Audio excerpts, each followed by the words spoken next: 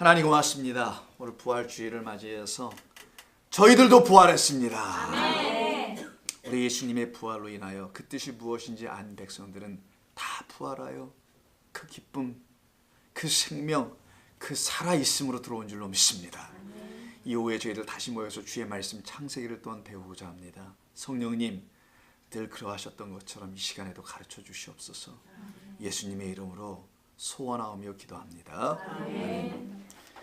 우리 점심 맛있게 드셨죠? 수고들 많으셨습니다. 우리 성교회. 아이고 참 애들 많이 셨어요. 예. 그런 건 집에 가서 드시고. 아니. 뭐? 성전에 있는 빵. 성전에 있는 빵? 성찬을 못했다고? 못했다니까. 왜요? 뭐 하시다가? 현수가 또 아무것도 없대. 아니 집사님. 그 성찬을 그렇게 오래 하면 얼마 동안 화장실에 갔을 견소가 뭐야? 우린 저 뒷간이란 말만 안 나온 것도 다행이긴 하지만 화장실 간 사이에 그런 일이 있었어요? 아니 갔다 온 적이 노니까 내 슬쩍이 나름이 있어. 화장실 가서 오래 계셨었나 보지. 아니. 어떻게? 화장실에 또 수다를 떨었겠지. 노노노노 화장실에 한 사람인가 두 사람. 아, 근데 그 사이에 끝났어요? 아유, 그때 급하게 가실 일이 있으셨더군요. 그러면 그건 아니고요. 예배 시간에 거기 가서 얘기할 건 없었을 텐데 해서. 아, 무슨 말인지 알았습니다. 나는 점심 시간을 얘기한 줄 알았어요. 왜냐면 그런 경우가 없었거든요. 우리 교회에서 한 번도. 아니, 화장실에 갔다가 성찬을 못 받았다는 얘기 처음 들어보니까 내가 그래서 담고 앉아 있더라고. 이걸 웃어야 되는 건지 울어야 되는 건지. 웃어야 돼. 웃자. 다음 3개월 뒤에 또 합니다. 성찬은 매일매일 먹는 게 성찬인데 하나님의 말씀이 성찬인데 그건 여러분 우리가 그냥 무엇인지 알으라고 한 번씩 하는 것뿐이야. 안 해도 되는 거예요 그거. 근데 그 더군다나 저 양반은 빵을 못 먹었대잖아. 나 참.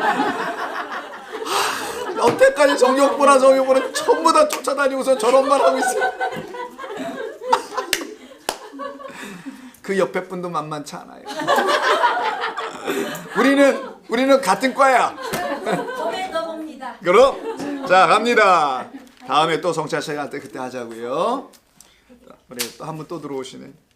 자 창세기 26장 34절 집사님 들어오세요. 여기 자리 있습니다. 자 한번 제가 한 두 절을 읽을게요. 다 읽을 순 없으니까. 에서가 40세에 헷족속 이름도 어려워. 부에리의 딸 유딧과 헷족속 엘론의 딸 바스맛을 아내로 맞이하였더니 아내도 또 몇이나 얻어요? 하나로 승이 안창이 뭔 얘기야? 왜 또 둘씩이나 얻고. 근데 둘 수가 문제가 아니라 아브라함 뭐 넷이었으니까. 그런데 수가 중요한 게 아니라 지금 어디서 아내를 얻었습니까? 이 족속이 여러분 7족속 중에 하나란 말이에요. 멸함을 받아야 될 족속이라고 하는 것이죠. 7족속 가나안에. 거기서 아내를 얻으면 돼야 한대요. 그래서 아브라함이 죽기 전에 자기의 종 사환을 어디다 보냅니까? 본토 친척 아비집이라는 그곳으로 보내줘죠. 거기서 구해야 되는 거예요.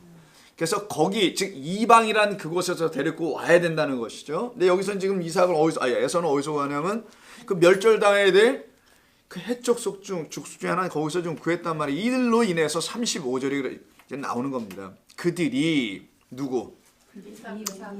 이삭과 리브가의 마음에 근심이 되었더라. 누가? 그 새롭게 돌아온 며느리들이 이런 얘기란 말이죠. 에서가 부모의 마음에 합당하지 않은 자들과 결혼을 했다라는 거예요. 지금 이야기가. 이걸 요즘 시대로 우리 자녀들이 뭐 우리의 마음에 안 드는 섹시 데려왔다 이런 얘기가 아니고요.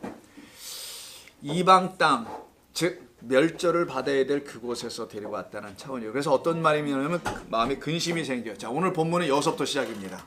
26장 34절 근심되는 이야기서부터 시작해서 이 근심의 문제가 어떻게 풀려져 가는지 한번 들어보도록 하죠. 자, 오늘 본문 27장 넘어가면 이삭이 나이가 많아 눈이 어두워 잘 보지 못하더니 맏아들을 불러서 이르되 내 아들아 하매 그가 이르되 내가 여기 있나이다. 에서죠. 그러니까 이삭이 이르되 내가 이제 나이 늙어 어느 날 죽을는지 알지 못하니 그런즉 네 기구 곧 화살통과 활을 가지고 들에 가서 나를 위하여 사냥하여 내가 즐기는 별미를 만들어 내게로 가져와서 먹게 하여 내가 죽기 전에 내 마음껏 내게 축복하게 하라 라는 요 이야기예요. 그래서 다시 25장에서 언급되었던 에서와 야곱의 태어남이 26장에서 잠깐 이삭의 이야기로 바뀌어가다가 다시 27장에 돌아와서 이 에서와 야곱이 이야기가 다시 시작합니다. 이들은 쌍둥이인 거 다 아시죠? 그걸 좀 놓치지 마시고요. 그 중에 큰 아들이 먼저 나온 아이가 에서였다는 사실입니다. 그래서 아버지가 에서를 불러요. 내가 너 장자니까 너에게 복을 주려고 하는데 별미를 좀 해갖고 오면 내가 그거 먹고 배부른 다음에 너에게 축복을 해줄게. 뭐 이런 내용이에요 지금. 그래서 축복하는 내용에 축복은 그가 못 받고 누가 받아요? 야곱이 받는 이야기예요. 전체 이야기는. 기본적인 거 아시고 있다면 또 몰라도 상관없습니다. 자, 그러면 그 야곱이 축복받는 이야기로 지금 갑자기 바뀌어가는데 이 이야기, 27장 이야기가 무엇을 말하려고 하는 건가? 그 다음에 요즘 다시 에서와 야곱이 등장하죠. 그러면 에서와 야곱이 어떤 사람들이었는지를 25장에서 다시 한번 약간만 복습하고 넘어가겠습니다. 이렇게 기억이 좀 가물하실 테니까 25장 27절 그 아이들이 두 아이들 에서와 야곱이 장성함에 에서는 익숙한 사냥꾼이라고 되어 있네요. 그래서 털도 많이 나 있고 이렇게 가빠도 나오고 근육도 나오고 그런 사람처럼 멋지게 이렇게 보여주는 것으로 얘기하죠. 사냥꾼 멋지잖아요. 동네에서 힘께나 쓰는 오빠였잖아요. 네. 그래서 멋지고 그지? 그래서 그 오빠랑 같이 다니면 든든해. 뭐 이런 오빠 같은 그런 오빠들과 지금 살고 계세요? 오케이 넘어가고 자 그런데 반해서 야곱은 어떻다고 돼 있어요? 조용한 사람이었다 그랬죠. 이게 말수가 없는 조용함인가요? 기억나시나요? 조용하다는 게 탐이라 그랬죠. 탐이 뭡니까? 이 탐은 아닐 거고. 이게 좀 웃겨도 웃질 않는 교회들 참 못 알아들으면 이 탐이 아니고 탐하다 이 말은 뭘 탐하는 거죠? 탐하는 것도 아닐 거고 그죠? 이건 조용한이 아니고 완전한 이런 뜻을 이거 전부 다 이러냐? 완전한이라는 의미를 갖고 있어요. 완전한. 자 무슨 말이냐? 완전하고 온전한 자였다라는 거예요. 이 야곱이 무슨 조용한 사람이 아니라는 것이죠. 그 사냥꾼이라는 그 말에 빗대요. 반대돼요. 좀 조용하고 집에만 가만히 있는 사람처럼 보여지지만 사실은 이 말 탐함에서 나오는 말인데 이 탐이라는 건 어근이 탐함이에요. 그냥 단순히 말수가 없는 조용한 숫기 없는 그런 남자였다라는 말인 게 아니라 하나님 앞에서 온전함을 갖게 될 어떤 존재라는 거예요. 이게. 근데 이유가 있어요.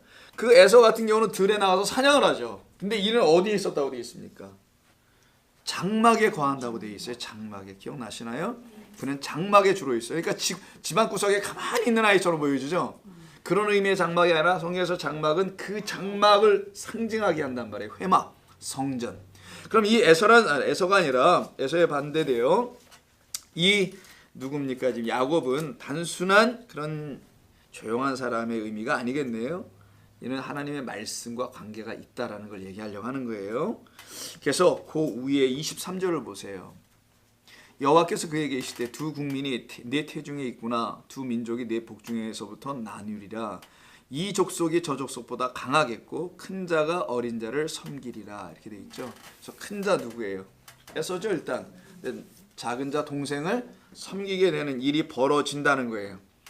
그래서 여기 지금 사냥꾼으로 등장한 이는 에서는 창세기 이미 5장 6장에 언급되어 있는 니므롯을 상징하게 하는 말이기도 합니다. 그걸 기억하게 하잖아요. 니므롯 명성을 날리고 힘이 세고 막 이런 존재들이 있었죠. 사냥하고 용사였고 이들을 상징하는 동일한 내용이 여기 또 다시 등장하는 거예요. 그들을 대표하는 대표 주자라고 보시면 되는 거고요. 그 반면에 마치 노아와 같은 존재가 바로 이 야곱으로 그려지고 있는 상황이죠. 그러니까 여러분들이 알고 있었던 야곱의 개념, 그냥 사기꾼 뭐 이런 식의 뭐 발꿈치를 잡은 자 이런 것만 갖고 이해하다 갑자기 이런 본문을 만나서 이렇게 설명을 들으면 그때는 약간의 혼란이 좀 오실 수 있는데 성경이 말하는 걸 끝까지 들어보시라는 거예요. 그 야곱이 어떻게 되는지. 그래서 야곱 안에는 두 가지가 있는 거예요. 야곱이 뭘로 바뀝니까 나중에는? 그래서 이스라엘로 바뀌어가기 위한 야곱이라는 존재를 그려주는 게 한 그림 속에 있는 거고요. 동시에 에서와의 관계 속에서 또다시 그 야곱이 어떤 존재라는 사실을 설명해 주는 거예요. 성경. 오늘 그 부분을 같이 나누려고 하는 겁니다. 그래서 로마서 9장 13절에 뭐라고 합니까? 로마서 9장 13절에서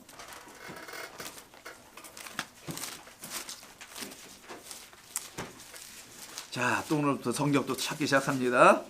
기록된 바 내가 야곱은 사랑하고 에서는 미워했다 함과 같으니라는 말을 하죠.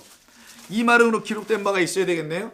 이렇게 사도 바울이 여기서 인용한단 말이에요. 이때 야곱, 에서를 이야기하잖아요. 뭘 놓고 이야기하냐면 이 9장 로마서 9장의 배경은요. 유대인과 이방인을 향한 하나님의 구원에 대한 이야기를 하는 거예요. 그럼 둘 중에 하나는 이방인이고 둘 중에 하나는 유대인이라는 걸 말하는 거잖아요. 그것을 얘기할 때 에서와 야곱이 등장하는 겁니다. 지금. 자, 그 배경을 놓고 사도 바울이 얘기할 때 즉 이방인을 향한 하나님의 구원의 뜻이 있는데 시작은 누구부터 한다? 유대인부터 한다. 그러니까 유대인은 이방인을 입장에서 볼 땐 장자란 말이에요. 맏아들이란 말이에요. 근데 맏아들이 어떻게 합니까? 오히려 구원의 복음을 못 드러내. 그리고 이방인이 오히려 듣게 돼. 그래서 장자를 말하고 있는 에서는 오히려 못 드러내고 오늘 본문에서도 그래요. 야곱은 오히려 드러내게 된다. 이런 얘기를 하는 거예요. 야곱은 차자인데도 불구하고 그걸 들어 장자가 되게 되는 일이 벌어지는 이상한 역사가 나타난다는 걸 설명할 때 지금 9장에서 얘기하는 건데 이게 지금 기록된 바니까 다시 창세기 25장 28절에 나오는 겁니다. 이삭은 에서가 사냥한 고기를 좋아하므로 이삭은 누굴 좋아해요?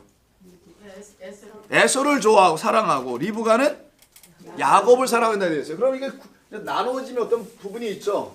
자, 이삭과 누구예요? 야곱. 아니지. 에서를 사랑한다 그랬으니까 또 부인 리브가는 야곱. 이게 지금 로마서 9장 13절인가 아까? 거기서 이렇게 표현되고 이게 창세기 25장 28절에서 말하고 있는 거예요. 자, 이런 그림이 나오네요. 그래서 여기서는 지금 어떤 일이 뭐냐? 이게 유대인이라고 말하는 거고요. 저걸 유대인이라고 하는 거고 장자니까 여기를 이방인으로 지금 설명하고 있는 거 로마서 9장에서는 이 개념을 좀 이해하시면 됩니다. 자, 이때 에서를 한번 생각을 해보죠. 그럼 이것은 도대체 무엇인가? 자, 그럼 여기서 역할론이라는 게 나와요. 그럼 에서는 어떤 역할을 하는 거고 야곱은 어떤 역할을 하는 건가? 역할을 우리 잘 한번 들어보겠습니다. 오늘 전부 다 펜이 왜 이럽니까? 자, 야곱과 에서를 놓고서 성경에서 가르치려고 하는 거 설명해 주려는 구원에 대한 내용이 있는 거예요. 자, 이 둘은 나중에 어떤 관계가 돼요? 야곱의 원수가 누가 됩니까? 에서가 된단 말이에요. 둘은 서로 원수의 관계가 혹은 대적의 관계가 돼요. 야곱의 대적이 바로 에서가 되게 됩니다. 왜? 장자권 문제 때문에 이렇게 된 거예요. 그래서 그 형이 동생을 어떻게 하려고 해요? 죽이려고 하자해서 야곱의 원수 대적이 에서가 되게 되는 거예요. 근데 그 에서를 결국 야곱이 어떻게 하게 됩니까? 나중에. 그렇죠. 사랑해버리죠. 약복간 이후에 그 넘어가기 전에 두려워하다가 약복강에서 부러지고 이스라엘이 된 다음에 그를 사랑해줘. 그래서 원수를 사랑하게 되는 이야기. 그 원수는 다른 말로 하면 이웃이라고 하죠. 히브리어로라니까. 그 이웃을 원수로 보지 않고 사랑하기 위해서 온 진짜 우리의 야곱이 있다라는 거예요. 성경은 누구겠어요? 우리 주님 예수님입니다. 이야기가 여기에 같이 담겨 있는 거예요. 자, 한 번에 다 이해가 안 되시더라도 이제 하게 되면 계속 알아가게 됩니다. 성경이 뭘 설명하려고 하는지, 왜 이게 쌍태로 쌍둥이가 이 가정에서 태어나게 됐는지, 그 의미는 무엇인지를 여기서 이해해 볼 수가 있게 되죠. 자, 그래서 결국 원수를 사랑하는 것이니 오늘 27장에서도 복음에 대한 이야기가 나올 수밖에 없게 되죠. 그래서 창세기 25장 25절에서 에서는 또 누구라고 얘기합니까? 25장 25절. 붉다, 털이 많다. 그래서 이름을 뭐라고 해요? 에서. 그 털이 많다 때문에 에서 된 건 아니고요. 붉어서. 붉다, red라는 거죠. 붉은색이라는 거예요. 그래서 붉어가지고 이름을 에서라고 줬는데 이게 에돔이라는 단어가 있어요. 자, 이렇게 읽으면 에돔이고 이걸 똑같이 아담으로 읽으면 아담이 되고 그러는 거예요. 그래서 어근은 똑같네요. 붉은 자, 죄를 의미할 때 그것을 쓰는 게 에돔에서 에서 안에는 이미 아담, 붉다라는 죄를 말해주는 내용이 담겨 있습니다. 아까도 말씀드렸지만 사냥꾼이라는 것으로 얘기했었죠. 사냥꾼이 뭐 하는 사람이에요? 뭐 잡는 사람입니까? 짐승 잡는 사람이죠. 사람 잡는 사람이 아니라 죄송합니다. 표현이 좀 그러네. 사람을 찾아 나서는 자가 아니라 그렇게 말해야 맞지. 짐승을 잡아 다니는 사람. 그래서 이 에서 안에는 짐승 같은 본능을 혹은 본성을 좀 갖고 있는 존재로도 그려지기도 하는 거예요. 그게 에서가 갖고 있는 특징입니다. 반면에 야곱은 조용하고 장막에 거한다고 27절에 되어 있죠. 장막에 거주하다. 내성적인 사람이라는 말이 아니에요, 이거는요. 자, 그리고 이 야곱은 더 나아가서 어떤 일을 합니까? 30절 이하에서 31절부터 야곱이 이르되 형의 장자의 명분을 오늘 내게 팔아라. 장자권이라고 우리가 줄여서 표현하는데 팔라고 하죠. 야곱은 이거 왜 한 거라고 그랬어요? 지난 우리 공부할 때 기억나십니까? 이 하나님의 약속이라는 언약, 이 언약에 대하여 집요하게 집착한다고 할까요? 왜 그렇게 했을까요? 언약이 성경에서 언약을 가르치려고 그러는 거예요. 사실은 언약의 중요성, 언약의 절대성, 언약이 없으면 안 된다는 것, 하나님의 언약이 없으면 안 된다는 걸 가르치는 이 아이가 둘째 아들이 그 장자권을 못 가졌지만 그 장자권을 반드시 가져야 된다. 왜? 장자권은 그 언약의 계승자를 통해서 넘어간단 말이에요. 자, 그래서 그때 말씀 나눴던 거 기억하시는 분들이 있으리라 생각하는 하나님의 언약에 대해 집요할 만큼 강한 애착을 보이죠. 장막에 거합니다. 반면에서는 그 언약의 흐름, 그 뿌리를 알려주는 장자권을 통해서 아브라함, 이삭, 그리고 에서로 가야 되는 게 맞는데 에서로 못 갔단 말이에요. 지금 야곱 이렇게 확 바뀌어버리죠. 여기서 그렇게 바뀌어버리게 되는 이 상황, 아들이 하나 있다가 갑자기 둘로 쌍태로 나오는 이 상황에서는 어떤 복음을 담기 위한 내용이 담겨있다는 것을 빨리 직감해야 되는 거예요. 그 내용이 뭔지 모르더라도 야 갑자기 둘에서 하나에서 왜 둘일까? 둘을 통해서 하나님 뭘 설명하시려고 그러신 거겠지라고 이걸 감각적으로, 왜? 성경은 다 우리 주 예수 그리스도로 설명하려고 하는 거니까 복음, 은혜, 구원을 설명하려고 하는 것이기 때문에 그런 거죠. 그래서 장자권에 대해서 소홀히 여기는 에서는 그 장자권에서 넘어가요. 비껴가요. 그러니까 하나님의 언약에서 비껴가는 자가 되는 거예요. 그 언약의 백성에서 비껴가는 것. 왜? 장자권의 의미를 알지 못했다라는 거예요. 아브라함을 택하신 자기의 할아버지를 택한 이유를 모르고 자기 아버지가 어떻게 모리아산에 들여진 이야기를 수없이 들었음에도 불구하고 모르는 거야. 그러니까 교회를 몇 년 다녔는데 몇십 년 다녔는데도 그 의미가 뭔지 모르고 다닌 자와 다를 바가 없다는 겁니다. 꼭 요즘 제가 이렇게 얘기하면 그때부터는 이게 기분 나빠하는 사람들이 많이 생기는데 벌써 없어요. 기분 나쁘라 하는 게 아니잖아요. 이게 우리가 진리라는 것이 무엇인지 성경이 가르치는 내용의 그 핵심을 모르면은 그렇게 될 수밖에 없기 때문에 그렇습니다. 자, 그래서요 제가 오늘은 좀 까칠하지 않게 잘 해볼게요. 자, 장자권에 대한 부분, 그 부분에 대해서 이제 이야기를 좀 하게 되는 겁니다. 성경은 야곱이 에서에게서 장자권을 뺏었다고 말하지 않습니다. 그런 일 없었어요. 성경을 우리가 똑바로 봐야 합니다. 근데 장자권 뺏었다고 들었죠. 언제 뺏어요? 뺏기는 형한테 정식으로 얘기했어요. 매기기도 했어요. 장자권을 소홀히 한 자가 문제입니다. 뺏은 야곱이 성격 이상하고 도둑놈 같은 이런 존재가 아니란 말이에요. 우리로 하여금 그 장자권의 소중함을 알으라고 가르치는 거예요. 어떻게든지 그걸 가져야 된다는 걸 가르치는 거거든요. 사실은요. 그래서 32절 보세요. 에서가 이르되 내가 죽게 되었으니 육신의 생명이 더 중요해. 이 친구는. 그런 사람들이 많잖아요. 그래서 뭐라고 합니까? 야, 장자권이다 뭐냐? 내게 무엇이 유익하겠냐? 그딴 것이. 교회 나가서 그냥 예배 잘 드리고 집에 가면 되는 거지. 뭐 또 하나님의 말씀 배운다고 모여가지고 또 그러고 뭐가 중요하냐? 라고 얘기한다면 그래 안 중요하지. 당신에게는. 그러나 어떤 사람들에게 중요합니다. 그래서 하나님의 장자권의 뜻을 알고 구원의 섭리를 들어야 하는 거예요. 내가 할 수 있는 게 아무것도 없음을 들으면 들을수록 알게 되어서 그 안에서 자유를 얻는 겁니다. 자, 그래서 야곱은 그렇게 장자권을 사랑했어요. 그래서 장자권을 빼앗겼다고 말하지 않고 오히려 에서가 장자의 명분을 가볍게 여기게 되죠. 하나님의 말씀을 소홀히, 경홀히, 만홀히 여기게 된 존재들의 끝은 이렇게 인생의 밥그릇 하나로 생명과 영혼을 맞바꿔치는 이런 일이 일어날 수 있다는 걸 말합니다. 히브리서 12장을 한번 보세요.